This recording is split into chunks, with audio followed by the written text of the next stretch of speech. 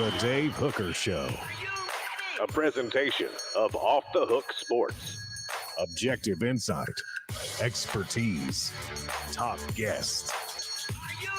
Available on YouTube, Apple, Spotify, and the Off the Hook Sports app. Download now for free. Also available on offthehooksports.com. I compute and obey. Now to Dave Hooker. Ready. We are off and running to begin a huge week as the SoftVols didn't really surprise anybody because they did exceptionally well and they advanced. And then the Diamond Vols did kind of surprise some people based off where they were headed, and kudos to them. So a big lineup on tap as we're going to discuss four downs. Josh Heupel versus other second-year coaches in UT history. But help me with that because I was thinking about our production meeting.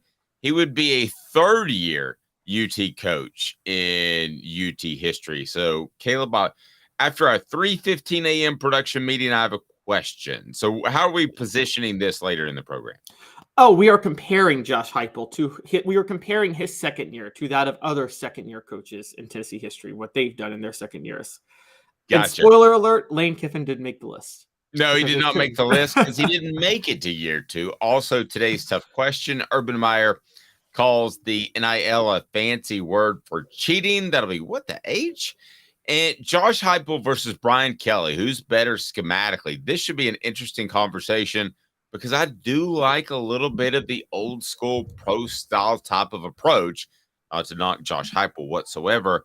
And then before we get into it, predicting the Vols' 8-game conference schedule for 2024, because we got into scheduling info and we got into the 8-team permanent playoff model, the 9-team permanent playoff model. And we both agreed that Caleb, essentially, the SEC, who is pretty definitive for the most part in their decisions, got a little bit wishy-washy. So they'll go 8 in 2024, which I don't think is what they want to do long-term. Good morning to everyone.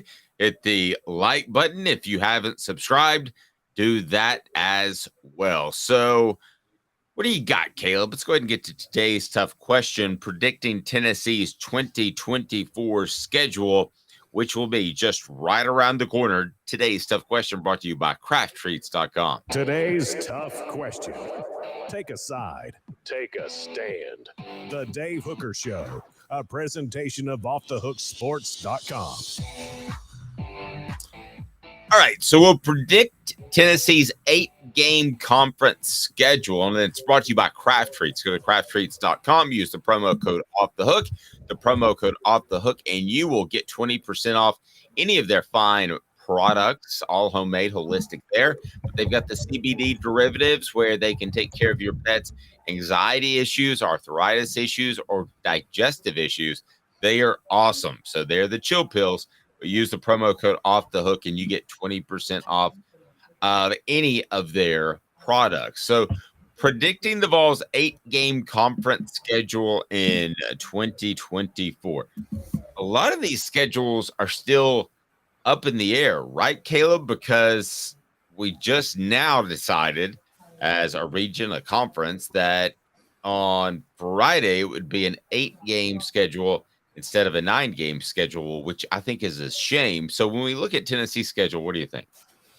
So my guess is, based on things I've heard, because this is such a stopgap moment, because really they just couldn't come to an agreement, I do believe they're going to keep all the rivalries they can intact for 2024, which leads me to believe that Tennessee is going to still be playing Vanderbilt, Kentucky, Florida, Georgia, and Alabama. I think they're going to play all 5 of those games next year.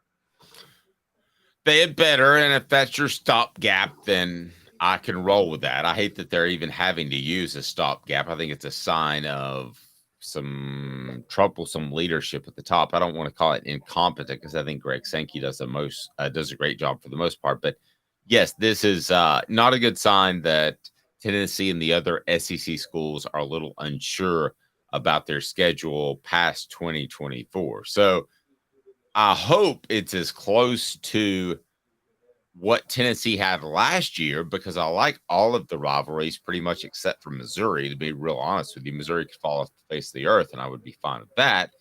But I hope it pretty much stays status quo and stays the same. And isn't that part of the reason that you're doing this stopgap situation in 2024? I would think. Yeah, that's the big reason. And I'm with you. I like the rivalries. Even people are going to call me crazy.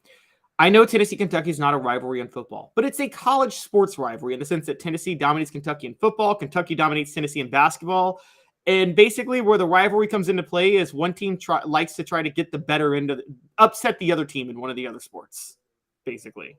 Okay, And so let's do this for just a second if we can.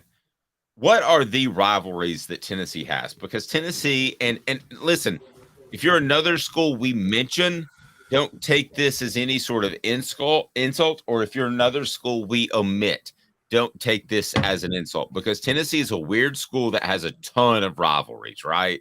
I mean, they have a ton of rivalries and no like natural Michigan Ohio State style of rival. Or I was going to use Auburn, Alabama. I mean, there's no, this is a rival that can't go away. They're all like, these are good rivals. Yeah, it's like that date you go on, and you're like, yeah, that was a good date. That wasn't a great date. It's not like I met my soulmate, and it wasn't a complete dump either, where I'm never going to call the other person back.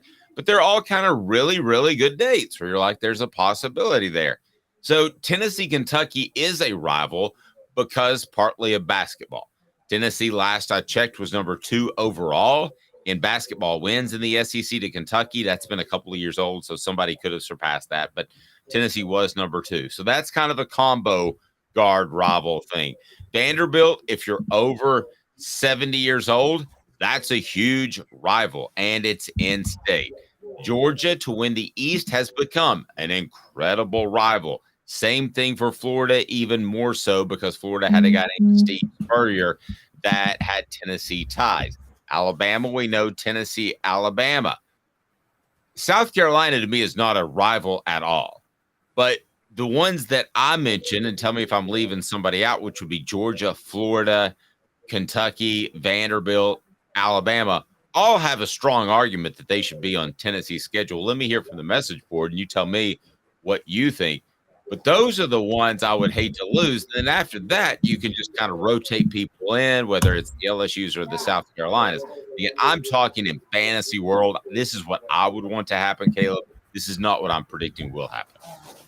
Yeah, it's going to be even when it goes to 9 games, it's going to be a 3-6 model. So you're going to have to get rid of 2 of those rivalries. My guess is Tennessee is going to have to drop. They're going to have to drop Florida, Kentucky, and Georgia, because by default, the SEC needs 3 teams for South Carolina to play permanently. And I think Tennessee is going to be one of those teams.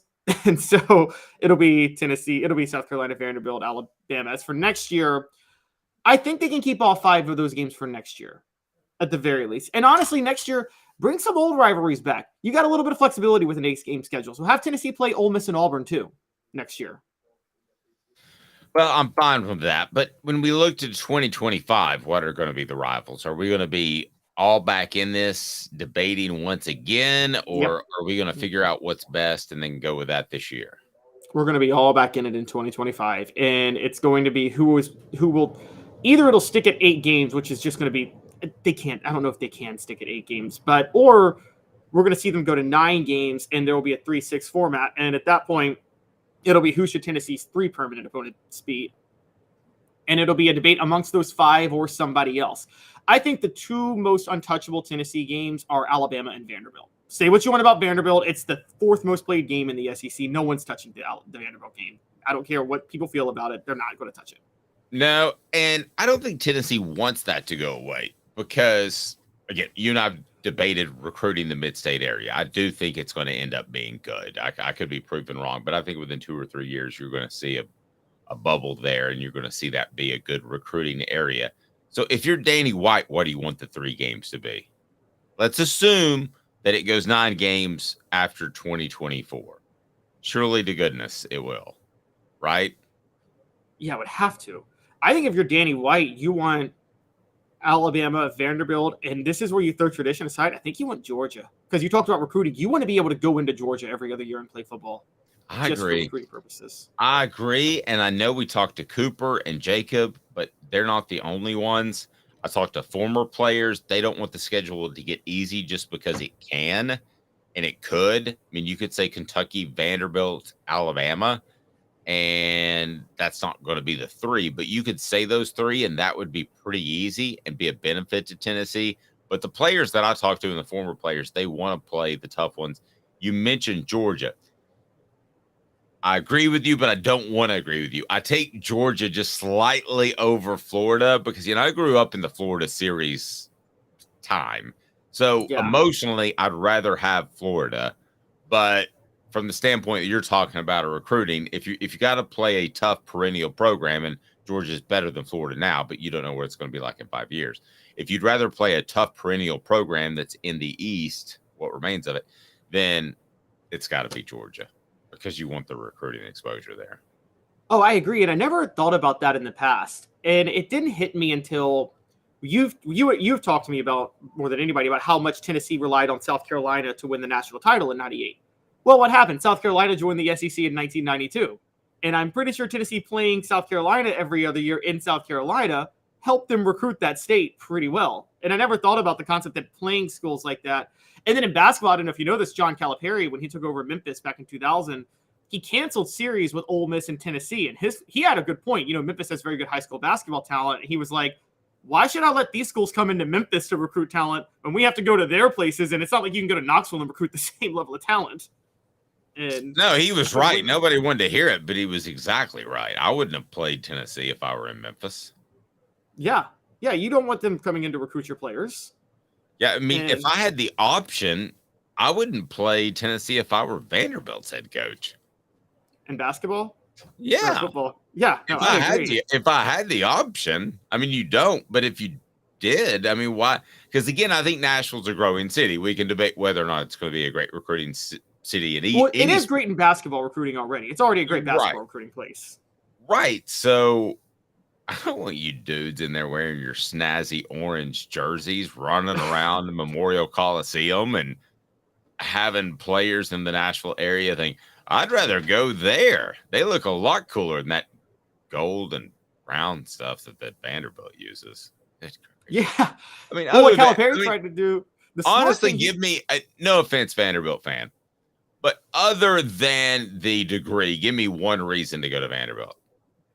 Anybody on the message board. I might give away a Hooker t-shirt or a Kraft Treats gift certificate. And it ain't like hookers are a good reason to go to Vanderbilt because Tennessee is a little bit not, they're never going to legalize that. So it's right. Now, everybody think about it. I guess the town is pretty cool. I guess. I don't Nashville know. Being in Nashville. I mean, being in Nashville is really cool. I do love Nashville. But yeah, but I haven't been to Nashville in so long. There's a matter of time that it's coming. It's either this year, next year, or it's within 5 years. Travis says Nashville is bleeping awesome. Yeah, but we're going to show up before long, and it's going to be like Atlanta from the 90s to the 2000s to me. Whoa, it got too big. It's going to be like downtown Gatlinburg from the 90s to now, and it's like, whoa, it got too crowded. It's funny. So one of my friends, a really good friend of mine, he's African-American, lives in Atlanta. He's like, I feel like Nashville's like white people's Atlanta. That's what he said. It's actually a pretty good comparison. Jacob Warren, what should people do with this channel? What's up, everybody? This is Jacob Warren asking you to like, subscribe, and share. Dave needs this. He certainly does. All right, let's move forward. Where that was today's tough question. We predicted the Vols' 8-game conference schedule in 2024. We forgot to use the element, so we might use it later. What the H? Talking Urban Meyer. Why does Urban Meyer make what the H and he's not even a coach? This is like the second time in a month. What the H? What the? What was he thinking? Release the hounds. The Dave Hooker Show. Keep cool. A presentation of offthehooksports.com.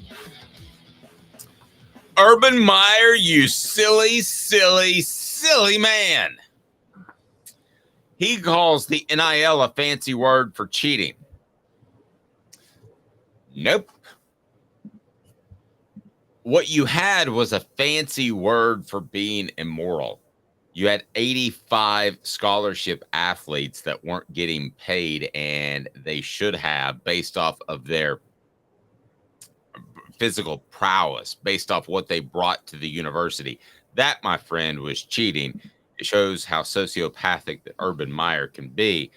Listen, we can debate NIL if it's good for college football, if it could end up being the end of college football. I get that. But the simple laws of our land in the United States of America, you bring something to the table, you're worth something. So no, NIL is not a fancy word for cheating. What they were doing before NIL was a fancy word for cheating. And I know a lot of people use the term slavery, and I think that's an unfair term because of the abuses of slavery. But a lot of people have used that in the past. I'm not going to go that far, but that was cheating, making someone go out and perform a job for free because you have the market cornered for somebody that wants to make it to the NFL and be a professional football player. That is cheating. And it went on for like 80 years. That's cheating. It's absolutely cheating.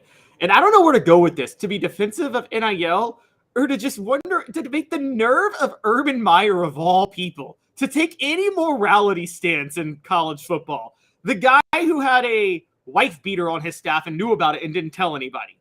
The guy who was letting his players at Florida steal laptops, kill people, threaten their girlfriends, and not suspending them. The guy who let one of his players try to blind a football player on the field and then say, I'll suspend him for a half of next game, but, whatever. I mean, this is the guy that did not care about it. And by the way, you texted me over the weekend. There's a 30 for 30, not a 30 for 30, a Netflix documentary coming on just how immoral Florida was. I saw that. That's bizarre. Yeah. They were infamous for cheating. And here comes Urban Meyer. He says the collectives are a fancy way of cheating because of the recruiting. One, let's talk about this. Urban Meyer won his national titles at Florida. He got a lot of help from Ron Zook's recruiting. Dave, you covered recruiting at the time. There was a lot of suspicion about Ron Zook, wasn't there, when he was recruiting at Florida? Yes. Exactly. So it's the nerve of Urban Meyer, who benefited from not the fancy way of cheating, but I believe the old-fashioned way of cheating. And on top of that, to benefit from his fancy way of cheating, which is to say, I will let my players abuse and harm anybody, and I don't care as long as they win me championships. He needs Brother, to I'm with you. sit down and shut up. I think we're both dead right for two different reasons. Okay, so I'm going to go the history of it, and I'm not going slavery, but I'm going to say to some extent indentured servitude is what it was, because you didn't have another option. At least in the NBA, you could go to Europe for a year, right, and then come back. Right. You didn't have another option. It was really disgusting. And listen, it ruined countless, and when I say countless, hundreds and hundreds and hundreds and hundreds and hundreds of players' ability to make money at football because they weren't great students. And I'm sorry, I'm going to stand up for those guys. That's a fact. Caleb, he may not be able to add up numbers, but he produces value because he's a great writer and he's great at video editing. He does so many other things. So to say that, oh, you're not great at this, so you can't succeed at this job. He actually happens to be really good at numbers too. But if I said that would just be stupid, that would be stupid on a whole different level. And it was legislated. And the fact that Caleb went in another direction and is even more correct than I am, that you cannot go out and call out people that are unethical when you ran one of the most unethical programs in the history of modern day college football in terms of programs that matter. There may be somebody doing it at West Virginia North State via the I-24 corridor school university. But as far as programs that matter, who's been any dirtier taking out moral things like Penn State and that sort of thing and Michigan State, okay? But who's been any dirtier other than those totally immoral schools on the college football scale? Who's been worse? Who's been worse?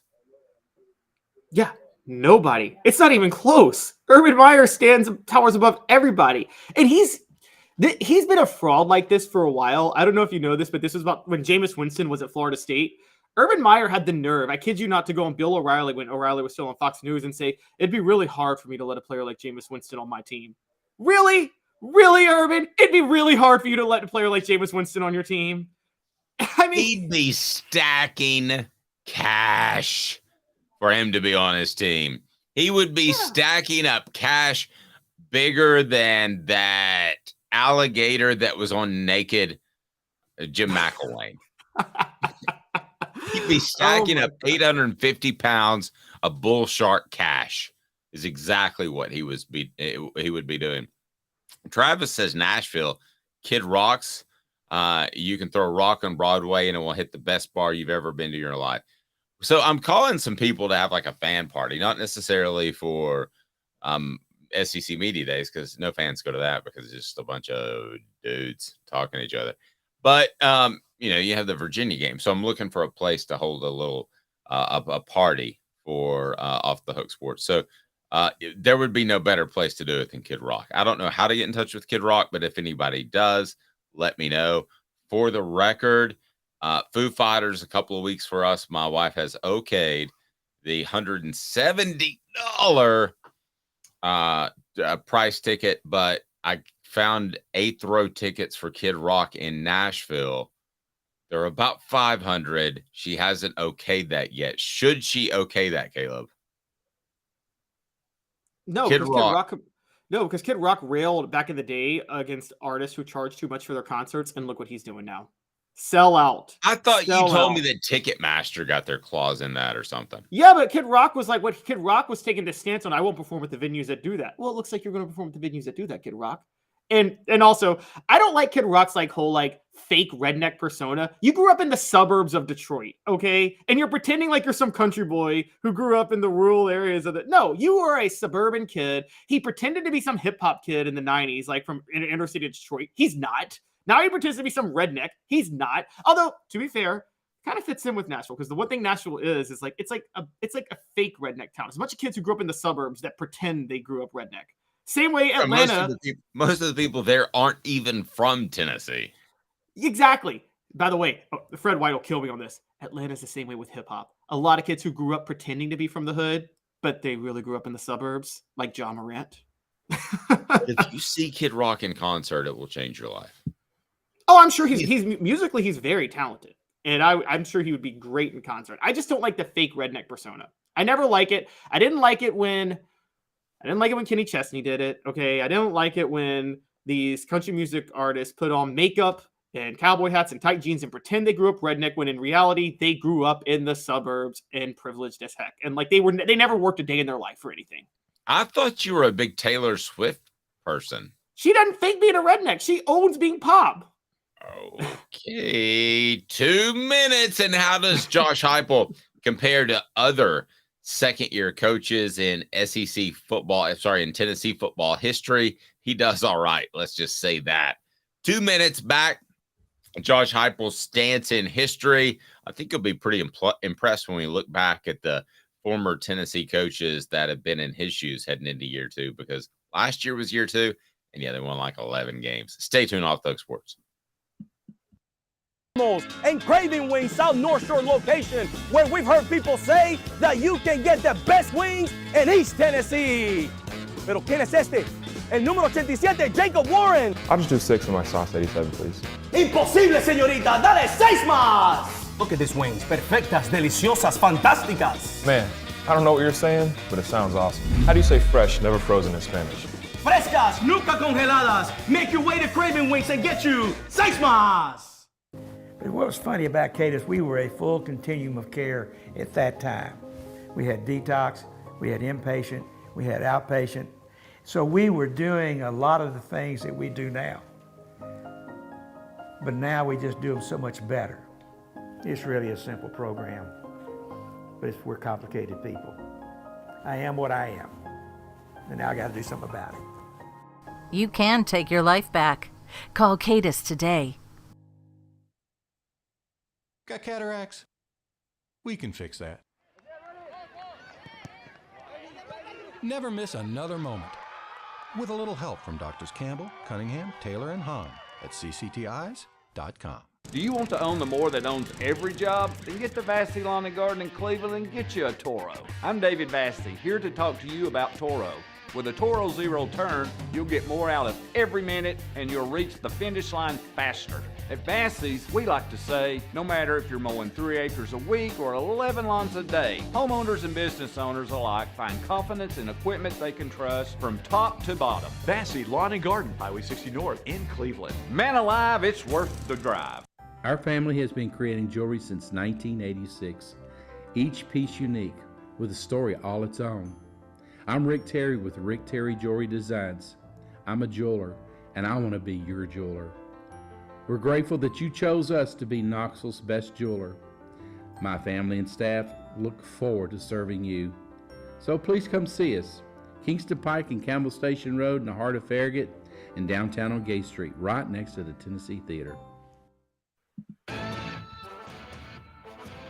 A college football tradition like no other. Yes, sirree, boys and girls. Or a guy that just won't leave. Wow, that is sad. The Dave Hooker Show, YouTube, Apple, Spotify, and the free Off the Hook Sports app. A presentation of Off the Hook Sports. Back to Dave Hooker. So on the surface, year 2, if we had to grade it, looks like what? Caleb Calhoun, it has to be an A+, right? You beat Alabama, you beat Florida, Georgia is Georgia. I don't know. Do you want to say A because of the South Carolina collapse, the Columbia collapse?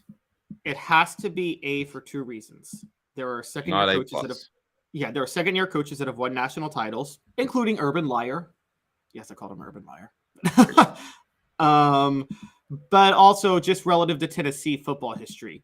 There are 2 coaches who had better second years than Josh Heupel. Not by much, but if we're judging by championships, they had better second years. Let's get into that right now, and it will be 4 Downs. 4 Downs is brought to you by Andy Mason of AndyMasonRealEstate.com. Andy Mason of realestate.com is absolutely phenomenal. I will tell you more about him, but first, it is 4 Downs, and it's brought to you by AndyMasonRealEstate.com. Taking a look at Josh Heupel and where he ranks among Tennessee and SEC coaches that have completed their second year. Should be pretty good. 4 Downs. 4 questions. 4 answers. The Dave Hooker Show. 4 Downs. A presentation of OffTheHookSports.com. Okay, I'm going to start with first down. Pruitt Butch Dooley. And it's brought to you by Andy Mason, AndyMasonRealEstate.com. Go there, save thousands or tens of thousands of dollars, over 40 years of experience in Andy's office. And Andy Mason of AndyMasonRealEstate.com is phenomenal because best service, best prices in the biz. So first down, Pruitt Butch Dooley. How does Heupel's second year compare to those collection of bozos? Better than all of them. The closest is Jeremy Pruitt, who went 8-5 his second year. Even after that, Georgia State and BYU losses to open up the season. But so if I made you pick between the 3, strictly based off of their second season, of those 3, had they stayed at Tennessee, which they weren't going to, which do you think had the most impressive second season? Because with Pruitt, you have to factor in, too, that he did win 8 games, but I think we've learned now, hindsight 2020, he brought in some talent. He brought in talent, and also that was probably the easiest schedule Tennessee ever played. If you go back and look at that game, the SEC East was really, really down at that time.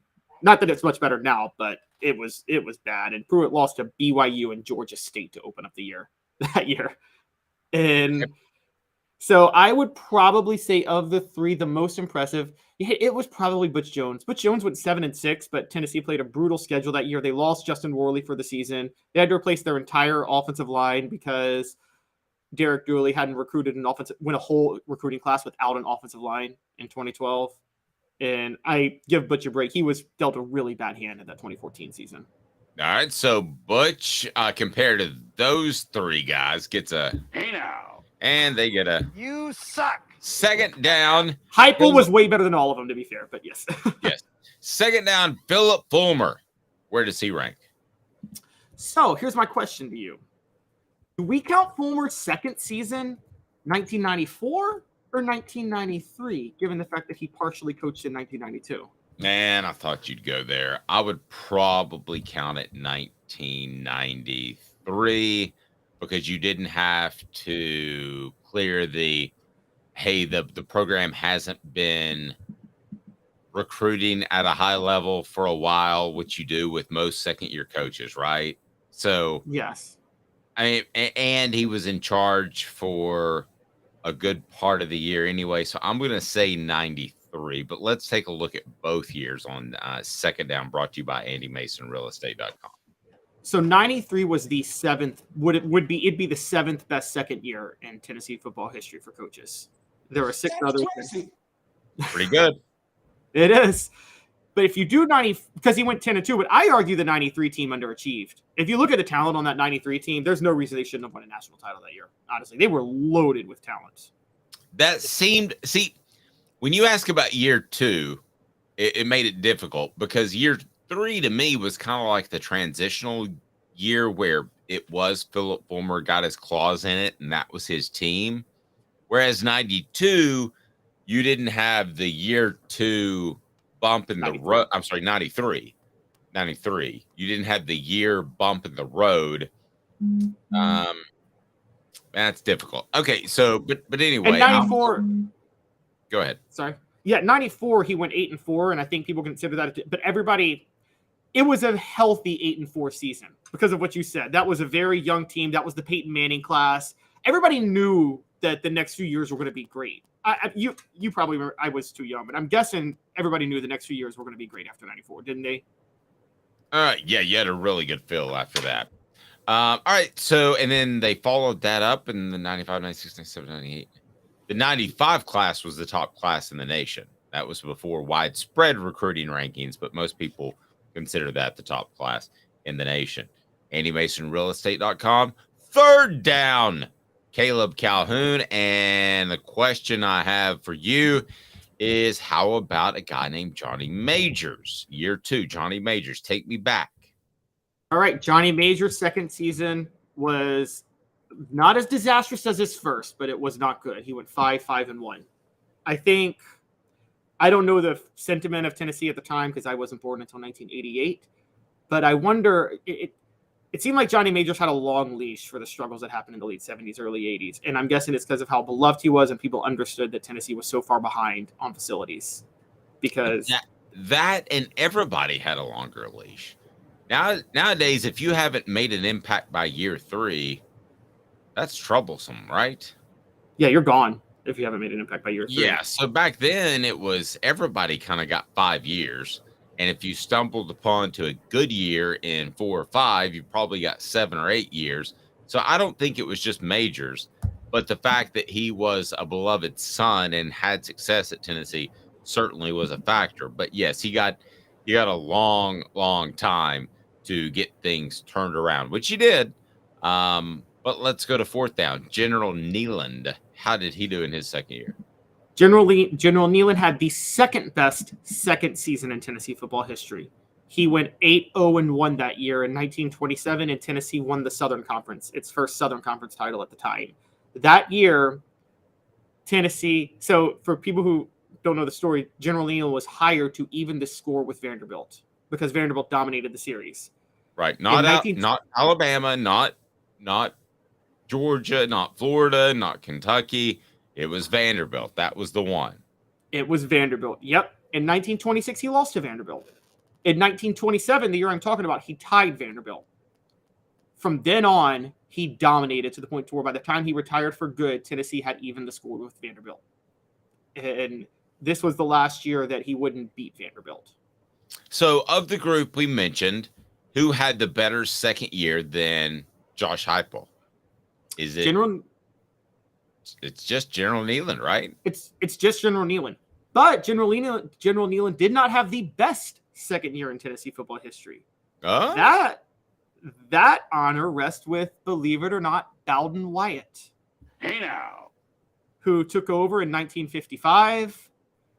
General Nealon, for those who don't know, was forced into early retirement because of his health issues. He stayed on as athletic director, hired Harvey Robinson, one of his own proteges. Harvey Robinson didn't perform well. He fired him, and then he brings in Bowden Wyatt, who I think had like a lot of success at Wyoming or somewhere like that. And Wyatt just walked in there with spurs a jangling, the cowboy hat, and there he is, ready to go. And it was 1956. Tennessee went 10-1. They lost the Sugar Bowl, but as I've told you guys, bowl games don't matter. Keith Jackson, till the day he died. Let me tell you about Keith Jackson. Are you doing it the announcer? Yes, the announcer. Okay. He claimed that he felt Tennessee should have been declared national champions that year. They finished number 2, won the SEC. Johnny Majors finished second in the Heisman that year. They had a very legendary win against an old rival, Dave, Georgia Tech. That was their signature win that year. They beat Georgia Tech 3-0. My interview with Keith Jackson, I think it was the same year that Bobby Bowden won there was a General Nealon Award and there was a Lindsey Nelson Award that would go out to the best coach and the best broadcaster. And they always showed up because they were big awards. They weren't maybe like the Dodd Award, so to speak, but they were big. And I remember interviewing Keith Jackson, and I said, what's the one thing you're looking forward to most in retirement? He goes, well, let me tell you, not looking at a clock, not looking at my watch, not worried about it. And I said, well, that makes sense because in broadcasting, everything's timed out. He goes, oh, you know it. Makes sense. He took a job doing the Pac-12 games 2 weeks later. He did. I remember that. Oh, my God. I got to be honest. When you said not looking at my what, I thought you were about to say not looking at my wife. And I'm like, wow. Yes. Oh, let me tell you, she slipped a bit. Oh, couple other names I want to mention, by the way, before we get out of this topic. Doug Dickey finished in the top 10 his second year, 1965. He did pretty good.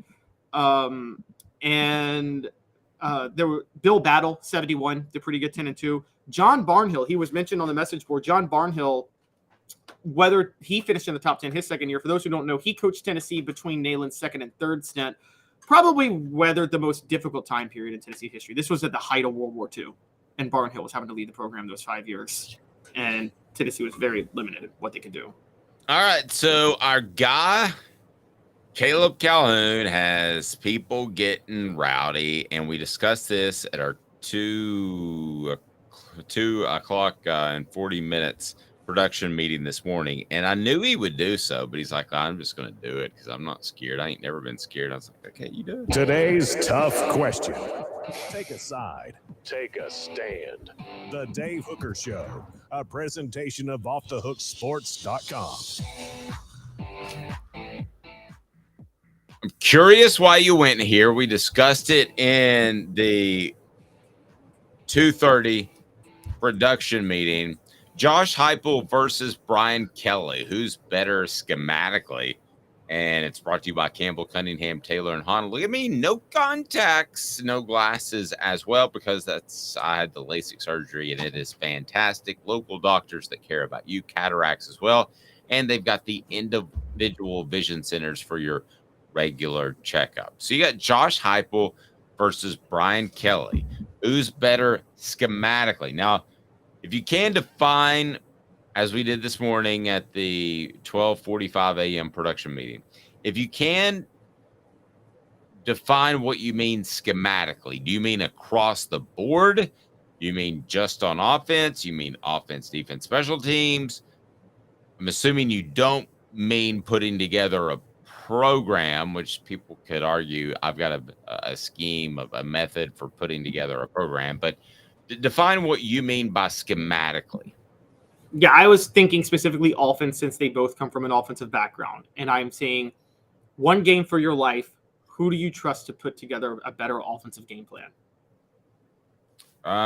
One game for your life. So I'm entering the SEC championship game, and I've got Brian Kelly of LSU versus Tennessee. I'm not taking Josh Heupel because of what he would do that week, but I think overall his scheme is significantly better. So I would take him not based off game planning, which makes it sound like that. And I'm not knocking him on game planning either. I thought he had a great game plan versus Clemson that took advantage of what Joe Milton III did the best. I'm taking Josh Heupel because the overall scheme. So in other words, 2 supermodels scheduled to attend an event. If one's dress isn't quite as nice as the other, if Brian Kelly outdoes it on dresses, then fine, he gets that. But as a whole, it's Cindy Crawford versus Caleb Giroux. Caleb Drew will love this. He's from Louisiana. So I guess where you're going, you've educated me on this. What you're saying is Josh Heupel, and this is what makes him similar to Spurrier, because you felt Spurrier had the better scheme in the 90s, but you're not sure he would have been the best game planning week to week. That is exactly correct.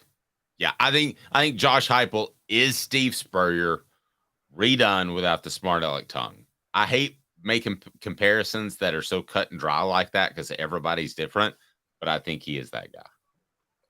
So I have to say I agree with you.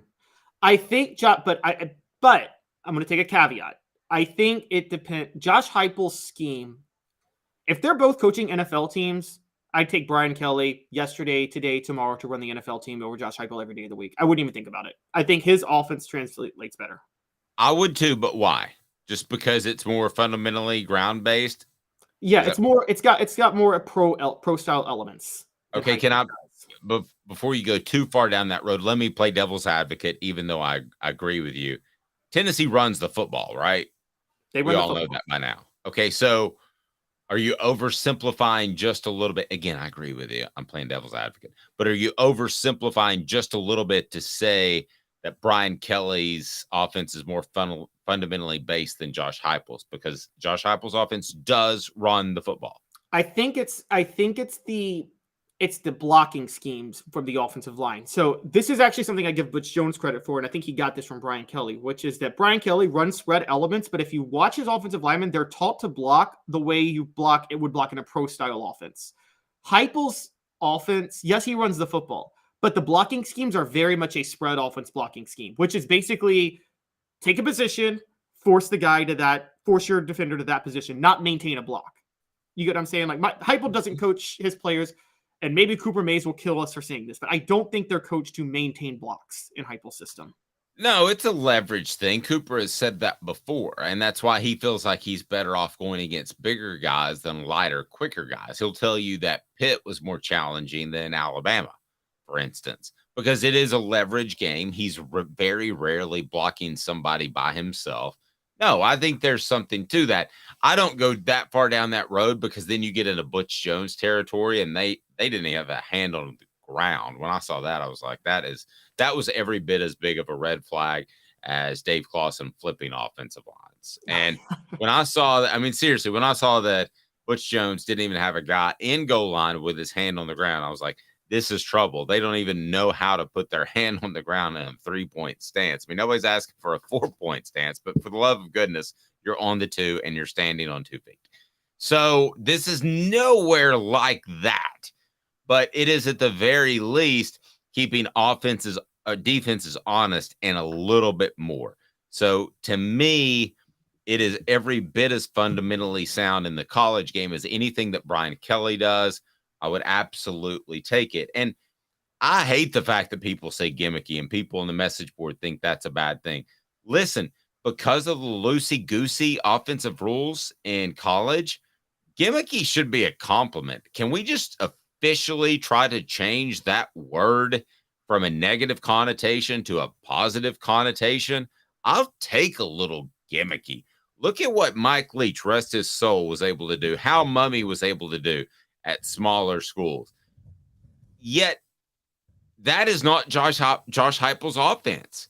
It may have a twinge of gimmicky, but it's still fundamentally based. That's what it is. And that's why I think Tennessee fans get rubbed the wrong way on the gimmick line, the G word. But the simple fact is, it is a little gimmicky, but most offenses are, even if we want to go back to the wing T, but it's fundamentally sound. So I think Tennessee's got a great thing going. Offenses are gimmicky until everybody does it, and then they're standard. The single wing that Neyland adopted in 1926 was gimmicky. In 1956, it was outdated and Tennessee was staying committed to it. And they were like, the T formation is just too fashionable and it's going to go away. And then Tennessee adopted it with Doug Dickey, even though the T formation was the original formation before the single wing. So you're right. I'd like to quote, have y'all ever seen the documentary on Elizabeth Holmes, the Theranos woman who created like fake blood work for people and went to prison over it? No, have not seen anything about her. It's a great documentary. She is a fraud and she belongs in prison, but she had a great quote one time, even though she belongs in prison, which is that first they think you're crazy, then they fight you, then you change the world. That's how offenses work in football. First they think you're crazy, then they fight it, and then everybody's running your offense. No, I completely agree. When I watch Brian Kelly's offense, pro style is too strong of a word, but I see an offense that is more pro style based, but has little tweaks in it to make it more adept at the college game. Whereas when I look at Josh Heupel's offense, I see a college offense with some pro style approaches, which is have the ability to run the football. I think they're on not completely opposite ends of the spectrum, but opposite ends of the spectrum in terms of the way they approach the offensive game.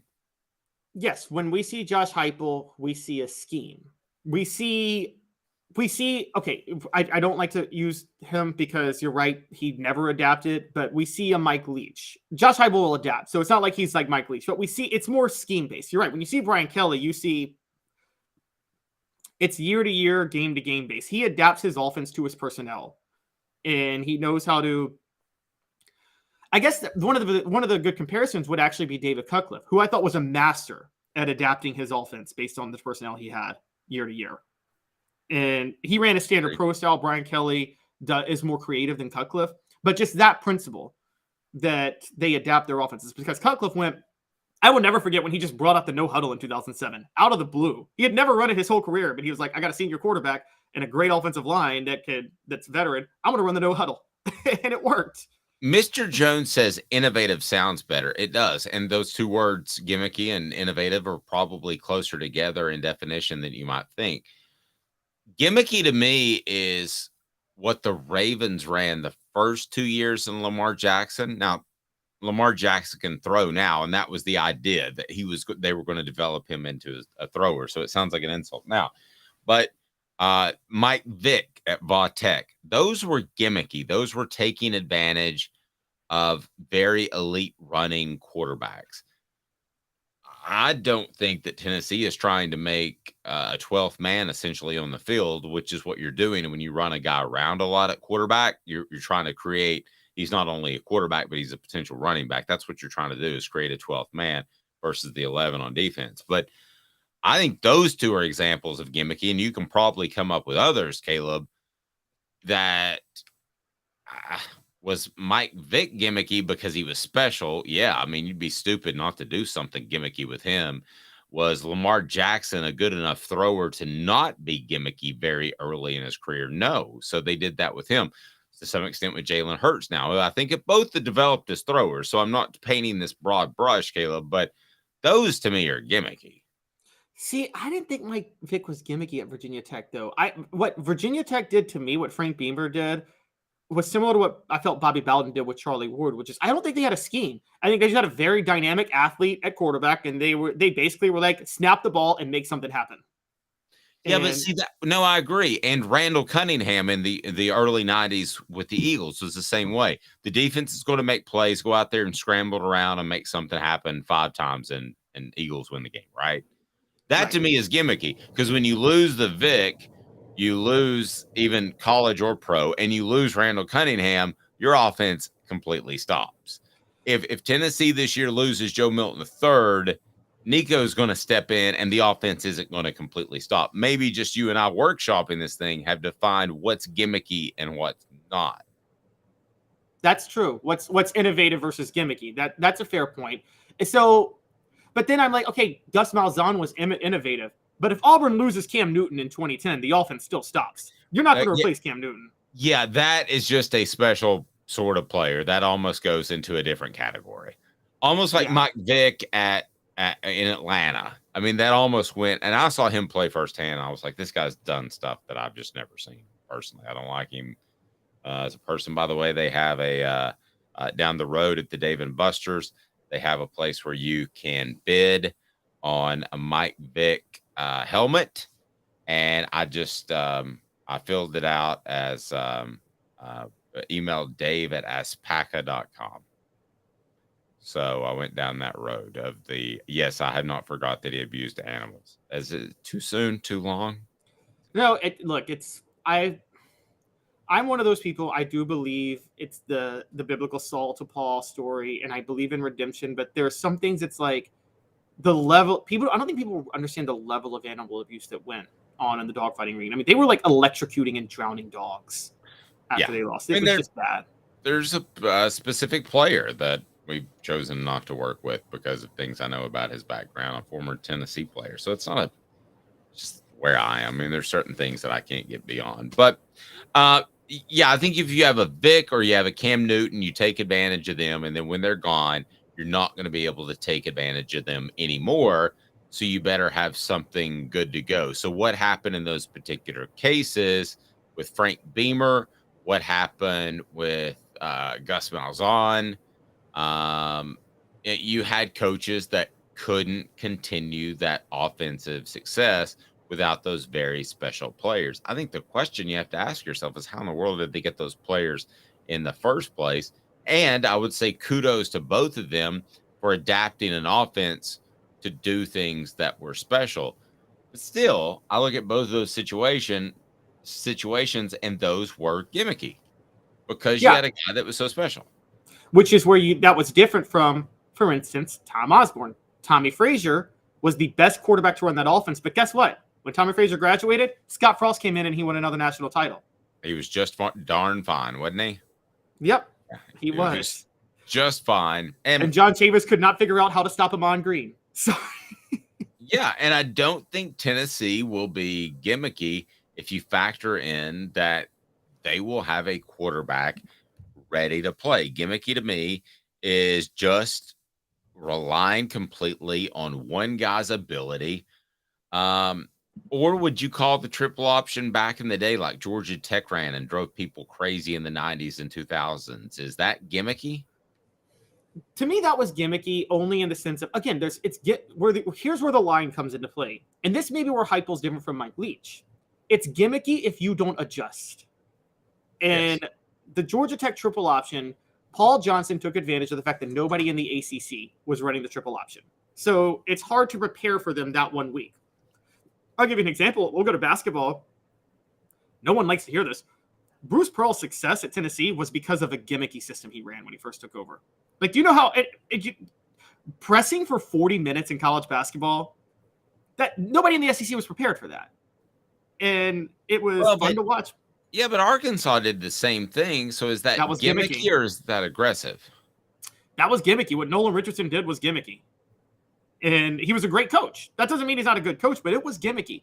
Bruce Pearl, remember, when Bruce Pearl's own recruits came in, he didn't have the same level of success that he had with Buzz Peterson's recruits. Not because Buzz Peterson's recruits were better, but I think the SEC kind of caught up a little bit with what he was doing, which was just like the SEC caught up with Steve Spurrier, by the way, in the late 90s. He won one SEC title his last 6 years after winning 5 in his first 6 years.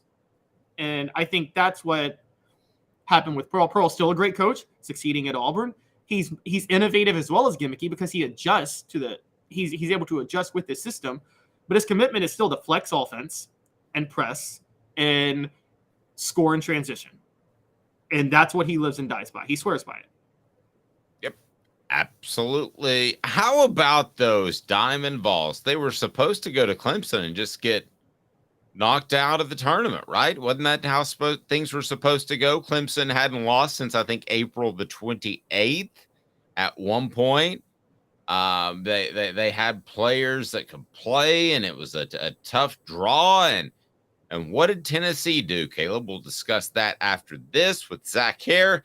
He's our He has officially become our baseball analyst, so we're looking forward to that. And he's with Sports Treasures, so we'll tell you the latest there. We're excited about some things that we're going to be able to do with Sports Treasures working forward. So he's Caleb Calhoun.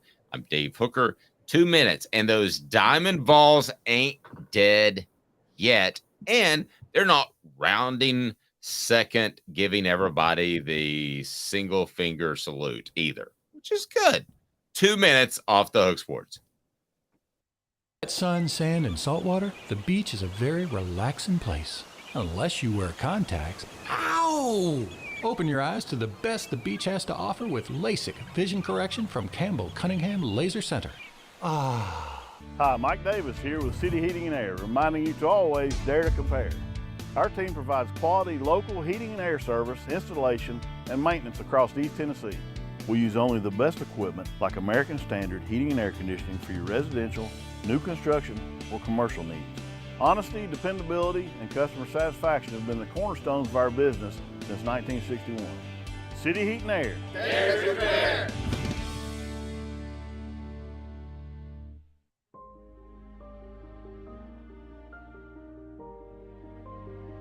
Our family has been creating one-of-a-kind pieces of jewelry in West Knoxville since 1986. Each piece is a combination of unique processes that bring your idea to life.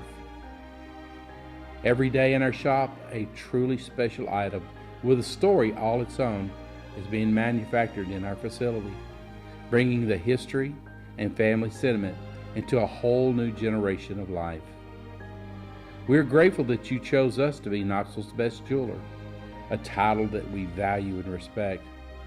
Because to me, being a jeweler and owning a jewelry store are not the same thing. I'm Rick Terry. I'm a jeweler, and we want to be your jeweler. Kingston Pike and Campbell Station Road in the heart of Farragut, and downtown on Gay Street right next to the Tennessee Theater. When you want a hard cider that's easy to enjoy, one that's crafted to perfection, you need Tennessee Cider Company. Some say it's the signature cider of the South. Others say it's the cure to your craving. They all say you'll savor every sip. With a selection of ciders free to sample, all it takes is one taste. Visit tncidercompany.com for more information, as well as to shop our ciders and merchandise online. Thirsty yet? Doors open at 10 a.m. Welcome back to Zach here to join us very shortly as we get to the diamond. It's all on offthehooksports.com. Who's this guy? Hello, who is it? The Dave Hooker Show, Who? a presentation of Off the Hook Sports, What? YouTube, Apple, Spotify, and the free Off the Hook Sports app. Back to Dave Hooker. Rebecca on the message board. Gimmick. The definition is trick or device intended to attract attention, publicity, or business. Innovation. Introducing new ideas, original and creative in thinking. So if you want to talk Josh Heupel's offense, some people like to say gimmicky. I would say innovative. Zach Hare joins us now with Sports Treasures. Excited to start working with him very soon. And we had Zach on last week, and it was obvious he knew the Diamond Vols and he knew the SoftVols as well. So we wanted to hit him up again this week, regardless of what happened over the weekend. But Zach, as it turns out, things worked out pretty well. How are you, buddy? I'm doing well. How about you guys? We're doing well. Tell us what's going on at Sports Treasures before we look at the Vols and SoftVols, the Diamond Vols, all the Vols, and what they might be able to do headed into June. Yep. So the big one this week is Series 2 baseball comes out on, should be here Wednesday. So you'll have some of your bigger rookies in there. Anthony Velopa will be the big one for the Yankees. That's what we got going on this week. We had our anniversary sale last week. Got some leftovers still with as I was joking around here in our social media, it's we've got 3 racks of clothes up front of damaged, dirty, and slightly inappropriate clothing. And by slightly inappropriate, it's 2 racks full of Washington throwback Commanders. Nice. Well, I've got some Hooker shirts if you want to go with inappropriate Yeah. that I can hook you up with. Let's let's get rolling with the Diamond Vols. I mean, there's every reason for them to go to Clemson, not have the excitement of last year. Clemson was on an incredible run.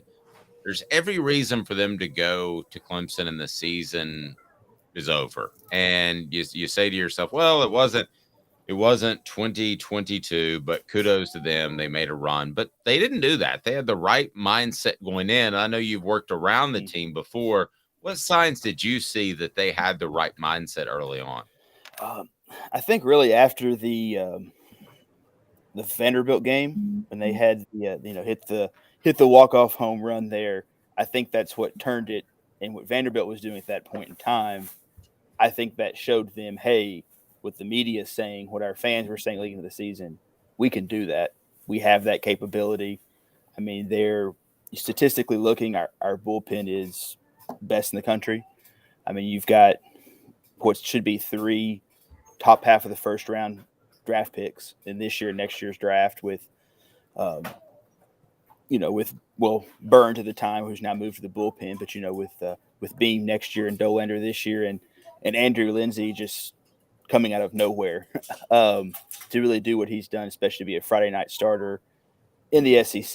It takes a nice little different person mentally to be a Friday night starter in the SEC. But I think that was when that hit, that proved that I think the players saw they could do it, and that they had gotten to the point before that home run of, hey, let's just go out there and have fun. And I think that was just two worlds colliding. It made a perfect storm. So Zach, where does Zane Ditton's performance over the weekend rank in most clutch performances ever by a Tennessee athlete? I mean, I think Peerless Price, the 98 national title game. Yeah. Is that on that level? It's I don't know if it's quite to that one. I would put it maybe up close to where Gilbert's grand slam was against I'm drawing a blank, Wagner, I believe it was 2 years, when we hit it to go on to win that first game of the regional a couple years ago. But definitely that was big, him especially, being a transfer, and he's been a clutch player who I was watching the game on TV, talked about how he hit a walk-off grand slam, I believe it was, in Little League World Series as a kid. So he's always had that, what seems to be the clutch factor. I would definitely think baseball-wise, clutch it's going to be in your top 5 or 6. I was a little young when Helton played here. I'm sure he had a few as well as Condridge. Maybe Dave knows some of those he can. Thank you. I was ready. Yes, I was at school during the Todd Helton years, but not the Condridge years. And so, but overall, Tennessee, I think you'd be flirting with top 10. You've had some good football and basketball ones to go around. But that was definitely I was out mowing, listening to the game, came in to watch the 9th inning, and I had to apologize for my wife and vacuum up the grass that had fallen off of me after that home run afterwards. Yeah, and John Wilkerson, always a great guy to listen to, another fantastic call over the weekend. So this team had so much pub around it last year, some good, some bad.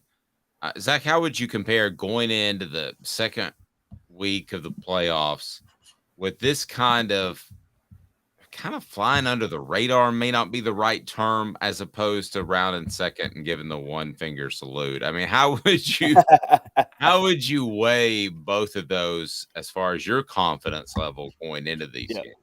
So obviously we're not sure if we're playing Penn or Southern Miss yet. If it's Penn, all things point to us being home. If it's Southern Miss, still up in the air. I would hope we would host either way, but I know Southern Miss has hosted in the past, so they do have the facilities large enough to host. Kind of a lot of things that reminds me of, and you see a lot of times in sports, is, the 98 national championship team in football. The 97 team was loaded, came up short. Last year's team was loaded. Obviously this baseball team had a lot more pressure coming in than the 98 Vols football team did. But I think you can see a lot of comparisons as the pieces are there, but they're more of a team. You don't have the personalities of Gilbert, and you don't have the personalities that Beck had, and those guys, you've got, I was at the first pitch banquet this year, and Burns was the player at my table, and he is extremely quiet, very laid back type of guy. And you see what he does on the mound, and you see that emotion. Dolander's kind of similar. He's a little bit quieter of a guy, but then you see him, see that emotion as well on the mound. And there's a lot of comparisons. I feel like this is more of a team that doesn't have the superstars. There's, last year, if you needed a big hit, you were waiting on Gilbert, Drew to come up to bat and make that big hit. This year, pretty much 1 through 9, they're all, I feel like, pretty close to that same level, can make a hit when you need it. And, Inslee on Saturday night was the one that got the hit to drive in Maui. Well, he was, I believe, 0 for 4, 0 for 5 before that hit. And he was, 1 for 17 his last few at-bats before that to step up and make that hit to get in. And so I think that flying under the radars helped them. After they fell early in the SEC season, they've picked back up. No one was really talking about them. Tennessee was the first team to clinch a spot in the Super Regionals. Mm-hmm. So I think I like where they're going, and I like what kind of matchup they're going to have, especially they can be at home for the Supers this coming weekend. I know Caleb wants to jump into softball. I remind people that Sports Treasures right there on Broadway is your home for Tennessee memorabilia and more. They just have a fantastic store, whether it's cards or memorabilia, collectibles. You need to get to Sports Treasures on Broadway. Portions of the program also brought to you by City Heating and Air Conditioning. Integrity matters. Go to cityheatandair.com. Caleb, turn me to some softballs. Before I get to softball, I just have to say one little thing, which is just to go back with a guy like Zane on the team. You're saying they're headed in one direction. Anybody? Oh my gosh, is that like a pop music joke? It's a boy. There was a boy band named One Direction with Harry Styles and a guy named Zane. So, and now they all gone in their own direction. They have. Right. They have. But the baseball new name team of the band is Separate Directions. Yep. The baseball team is still headed in one direction, though. So, go ahead, Kev. So, Zach, on the other side, does the softball team have any chance of beating Oklahoma or winning the College World Series with Oklahoma in there? Or is this like North Carolina women's soccer back in the day? It's going to be tough when you got to beat them twice. There was an article here I believe it was the paper, Fridays when they played Oklahoma, I believe. And they talked about, I read through it, and Karen Wick talked about how she had rested her 2 pitchers to basically save them for their 2 games coming up today, or game today and then possible game tomorrow against Florida State. Oklahoma is so good across the board. I don't know. I mean, you might get them once, but to have to beat them twice, it's kind of the old adage, if you beat them in game 1, they're going to be ticked off in game 2. Of course, anything happened in game 3, but then if they beat you in game 1, can you put it together for 2 back-to-back games? But I think it's going to be tough. I think Florida State will be they're a good matchup with Florida State, hopefully to at least get to the championship series, as they said multiple times on the TV this weekend with Charlotte. If Tennessee gets to the championship series, they'll have their chip in their chair, and that's all you can ask for. Hey, Zach, I know you're at Sports Treasures right now, so we want to let you go here in a little bit, but there's a fine line between knocking on the door, like just every year, year in and year out, and then not winning a championship, and then it almost works against you. Where are the weeklies right now in your mind? Because they're knocking on the door. Reminds me of Florida State in the 90s, to date myself. And they're knocking on the door. Tennessee was one of those teams in the 90s. But at what point do you wonder, I'm not sure that they're going to actually be able to get it done for whatever reason? I don't know if it's so much them, but the teams that are around them. I mean, if you look at what they have this year, pitching is phenomenal. They've got great hitting. They've got all the parts you're looking for. I think that, kind of like we said with UNC in the 90s with soccer, you're just facing a juggernaut, unfortunately, that you can't. I don't know what you can do to topple it, but I don't know, I think they can get it done here. We talked about, other week. I think they have the parts here, but I would say they're knocking. But until Oklahoma decides to give someone else a chance, I think that knocking on the door may be the ceiling. All right, great stuff.